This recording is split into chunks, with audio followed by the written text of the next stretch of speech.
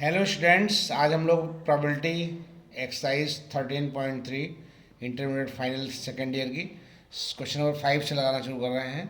तो यहाँ पे दिया हुआ है कि किसी लोकेलिटी का स्टडी किया जा रहा है। उसमें बताया जा रहा है कि कुछ लोगों को जो है डिसीज है और कुछ लोग जो है क्या है, हेल्दी हैं। तो हमने मान लिया है कि E1 जो है ऐसे पर्सन्स का इवेंट है जो लोग जिनको डिसीज है, और E2 जो है ऐसे लोगों की इवेंट है जिसमें पर्सन्स क्या हैं, हेल्दी हैं। तो दिया हुआ है कि PE1 इज इक्वल टू 0.1%, यानी कि 0.1/100 यानी 0.001 हो जाएगा। अब PE2 दिया हुआ है तो निकल आएगा 1 में घटा करके, 0.001 घटा देंगे तो 0.999 आ जाएगा। अब मान लेते हैं कि A denote the event that test is positive, यानी कि इन लोगों का टेस्ट होता है तो अगर पॉजिटिव भी आ सकता है, नेगेटिव भी आ सकता है। तो ए जो है ऐसी इवेंट है कि उनका टेस्ट कराया गया और रिपोर्ट पॉजिटिव आई है।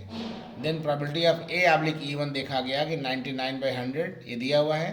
प्रोबेबिलिटी ऑफ A/E2 ये भी दिया हुआ है 0.5%, 0.005 हो जाएगा। इसलिए probability that a person has the disease given that his test result is positive, that is probability of E1/A is required. So by Bayes theorem, probability of E1/A is equal to probability of E1 into probability of A/E1 plus probability of E2 into probability of A/E2। यहाँ पे ये गलत हो गया है, ये नहीं होगा, ये नीचे रहेगा upon probability of E2 into probability of A/E2,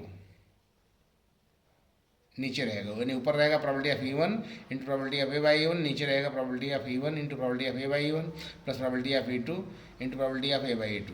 तो वैल्यूज रख दिया है, यहाँ पे रख कर कैलकुलेशन करते चले जा रहे हैं। तो ये आपका 22/133 आ जाएगा आंसर। फिर अगला क्वेश्चन है आपका, जो है यहाँ पे हमारे पास क्वाइंस हैं, कई प्रकार के क्वाइंस हैं, 3 प्रकार के क्वाइंस हैं। तो एक ऐसा क्वाइन है जिसमें दोनों तरफ हेड छपा हुआ है, और एक ऐसा क्वाइन है जो कि वो क्वाइन जो है बेस्ड क्वाइन है, अर्थात ज़्यादा बार हेड आता है और कम बार टेल आता है। और तीसरा जो है एकदम अनबेस्ड क्वाइन है, यानी कि 50-50% क्वाइन में हेड और टेल आता है। तो E1 में दोनों तरफ हेड है, E2 75% जो है हेड देता है, और E3 जो है बेस्ड है, अनबेस्ड है। तो probability of E1 is equal to probability of E2 is equal to probability of E3 is equal to 1/3 हो जाएगा, क्योंकि हम इवेंट तीनों में से एक इवेंट चुनेंगे। तो 3 इवेंट्स हैं तो उनकी प्रोबेबिलिटी 1/3 हो जाएगी। और A denote the event that the coin shows up a head, और ए एक ऐसी इवेंट है जिसमें सिक्के के ऊपर हेड आया है। तो प्रोबेबिलिटी ऑफ A/E1 अगर लेते हैं, यानी कि E1 इवेंट अगर लेते हैं, तो प्रोबेबिलिटी ऑफ A/E1 तो एक ही आएगा, क्योंकि उसमें दोनों तरफ हेड है।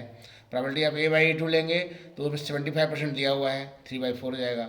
ये अनबेस्ड है इसलिए इसमें 1/2 आएगा प्रोबेबिलिटी ऑफ A/E3 में।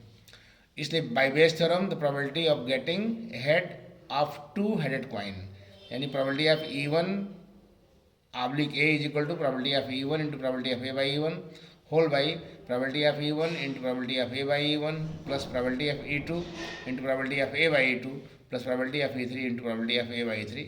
सारी वैल्यूज बैठाएंगे, 1 इंटू 1/3, यहाँ 1/3 इंटू 1, 1/3 इंटू 3/4, 1/3 इंटू 1/2। तो 1/3 कॉमन ले लेंगे, नीचे से कट जाएगा। 1/1 plus 3/4 plus 1/2 is equal to 1/4 plus 3 plus 2 whole by 4। Reverse करेंगे तो 4/9 आंसर हो जाएगा। इतने पे ही छोड़ते हैं, बाकी हम लोग नेक्स्ट वीडियो जो है, नेक्स्ट क्वेश्चन जो है अगले वीडियो में करेंगे। Thank you very much for today.